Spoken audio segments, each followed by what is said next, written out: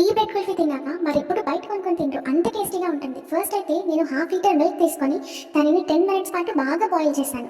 ఈలోగా bread స్లైసెస్ని 4 inches cut చేసి దాన్ని పీసెస్గా చేసి బ్లెండ్ చేసేసాను.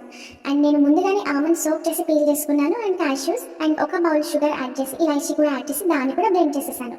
పాలని మధ్య మధ్యలో కలుపుతూ ఉండడం మాత్రం మర్చిపోవద్దు. ఇప్పుడు మనం బ్లెండ్ చేసుకున్న bread crumbs and cashew almond sugar పౌడర్ని బాయిల్ అవుతున్న మిల్క్లో వేసేద్దాం. ఇక్కడ ఒక బౌల్లో రా మిల్క్ తీసుకుని నేను బూస్ట్ పాలు చేశాను. అది ఎలా అంటే రా మిల్క్లో బూస్ట్ వేసేసి కలిపేసాను అంతే. దాన్ని తీసుకొని మన బాయిల్ అవుతున్న మిల్క్లో యాడ్ చేసి మిక్స్ చేసేసాను బాగా. ఇక్కడ చూపిస్తున్న కన్సిస్టెన్సీ వచ్చాక స్టవ్ ఆఫ్ చేసి రూమ్ టెంపరేచర్ వచ్చే వరకు వెయిట్ చేసి దాన్ని మళ్ళీ బ్లెండర్లో వేసి బ్లెండ్ చేసేద్దాం. ఇప్పుడు ఈ కన్సిస్టెన్సీ ఇలా ఉంది. దాన్ని తీసుకెళ్ళి కుల్ఫీ పాట్స్లో ట్రాన్స్ఫర్ చేసుకోండి.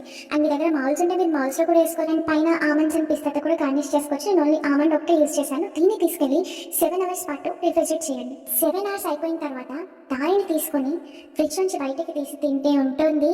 నేను చెప్పడం కాదు, మీరే తిని చూడండి.